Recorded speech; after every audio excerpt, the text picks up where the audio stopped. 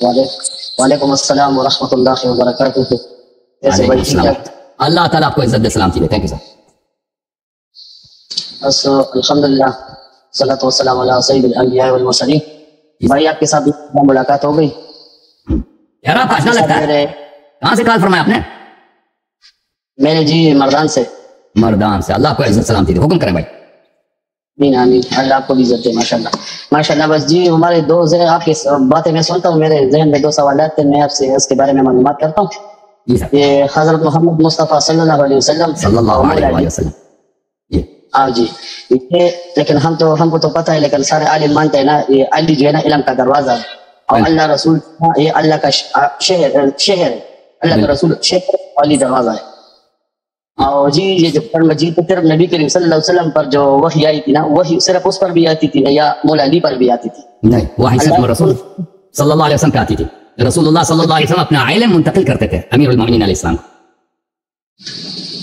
جی اچھا. تو ہم جب نماز پڑھتے ہیں نا، ہم بولتے ہیں اشہد لا الہ الا اللہ تشہد میں، واشہد ان محمد عبدہ ورسولہ.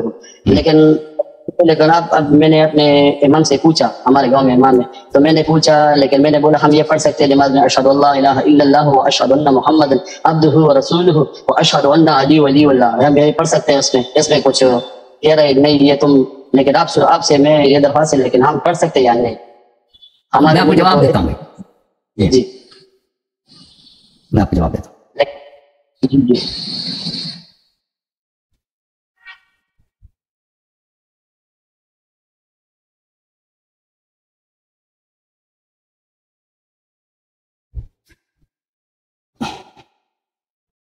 محترم ناظرین، یہ کتاب ہے الفروع من الکافی للکلینی رحمۃ اللہ علیہ، الجزء الثالث. آپ شیعہ تو نہیں ہے نا بھائی؟ نہیں جی نہیں، میں سن لیا. آپ دیکھیں، میں شیعہ مذہب کے مطابق آپ کو جواب دیتا ہوں. اس میں دیکھیں صفحہ نمبر 337 جلد نمبر 3 میں تشہد کیا حدیث ہے. اس میں یہ ہے کہ حضرت امام محمد باقر علیہ السلام نے فرمایا ان ادنا ما یجزی، وہ کم سے کم جو نماز میں کافی ہے. یعنی اگر آپ اس کو پڑھیں تو آپ کی نماز صحیح ہو جاتی ہے. ان التشہد قال الشہادتان، یہ شہادتین جو ہے یہ کافی ہے. اس کا مطلب یہ نہیں کہ اس سے زیادہ آپ نہیں پڑھ سکتے، کافی ہے.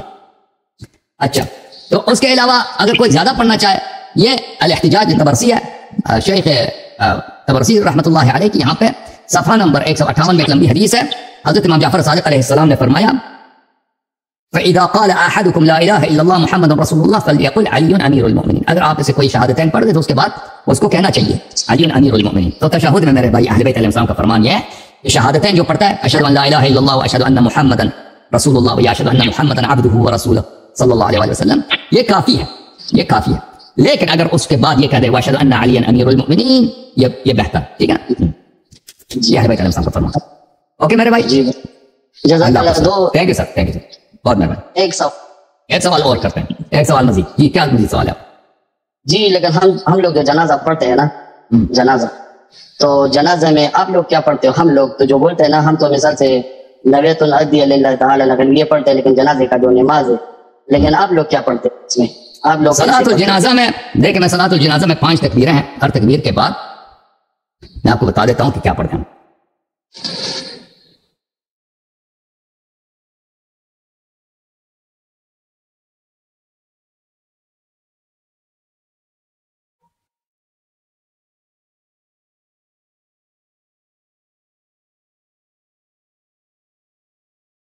میں کتاب آپ کو کھول کے دیتا ہوں، وسائل الشیعہ.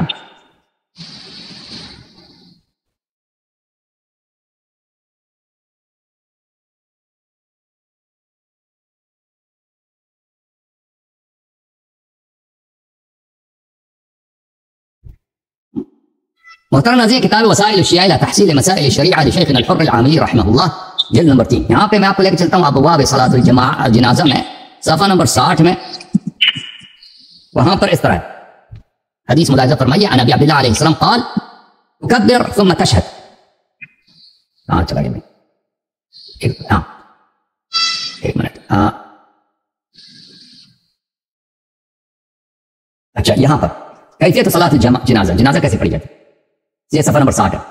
ابو عبداللہ علیہ السلام نے فرمایا کہ رسول اللہ صلی اللہ علیہ وسلم جب نماز جنازہ پڑھتے تھے اس طرح: اذا صلى على میت کبر وتشہد اشہد ان لا الہ الا اللہ واشہد ان محمدا عبدہ ورسولہ صلی اللہ علیہ وسلم. پھر تکبیر کہتے تھے دوسری تکبیر وصلی علی الانبیاء، دوسری تکبیر کے بعد انبیاء پر صلوات کہتے تھے، ودعا اور ان کے لیے دعا کرتے تھے انبیاء کے لیے، ثم کبر ودعا للمؤمنین، پھر تکبیر کہتے تھے تسبیح کے تکبیر کے بعد، پہلی تکبیر میں شہادتین، دوسری تکبیر میں انبیاء پر درود اور ان کے لیے دعا، تیسری تکبیر میں مومنین کے لیے دعا، پھر چوتھی تکبیر میں میت کے لیے دعا کرتے تھے۔ وہ میت کے لیے کس طرح دعا ہے؟ وہ اس طرح اللہم عبدک ابن عبدک ابن امتک لا اعلم منه الا خیرا وانت اعلم به منا، اللهم ان كان محسنا فزد في احسانه وتقبل منه، وان كان مسيئا فاغفر له ذنبه وافسح له في قبره واجعله من رفقاء محمد صلی اللہ علیہ وآلہ وسلم۔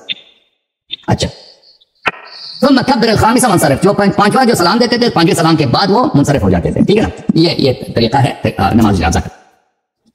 جی، اور مولا علی رضی اللہ، مولا علی کے بارے میں ایک سوال ہے بس، اور بس آخری سوال ہے، اس کے جنازے قبر کا کوئی پتہ کیوں نہیں، جنازے میں اس کے کوئی کیوں نہیں شریک ہوگا؟ اس کے بارے میں کوئی معلومات صحیح معلومات؟ ان کی نماز حدیث میں موجود ہے، امام حسن علیہ السلام نے ان کو نماز جنازہ پڑھایا، اور ان کے جنازے میں امام حسین علیہ السلام تھے، ان کے محمد حنفیہ تھے، اور کچھ ان کے اصحاب تھے، اور جبرائیل میکائیل یہ لوگ تھے ان کی نماز میں، ٹھیک ہے نا؟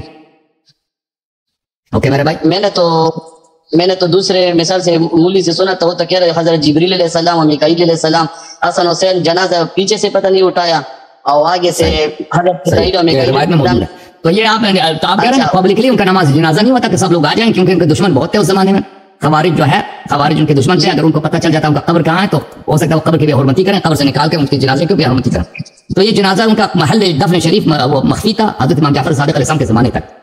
امام جعفر صادق علیہ السلام کے زمانے میں امام علیہ السلام نے، کیونکہ اس وقت خوارج ختم ہو چکے تھے تو انہوں نے ظاہر کر دیا۔ اوکے، اللہ کو عزت، تھینک یو سر، بہت مہربانی۔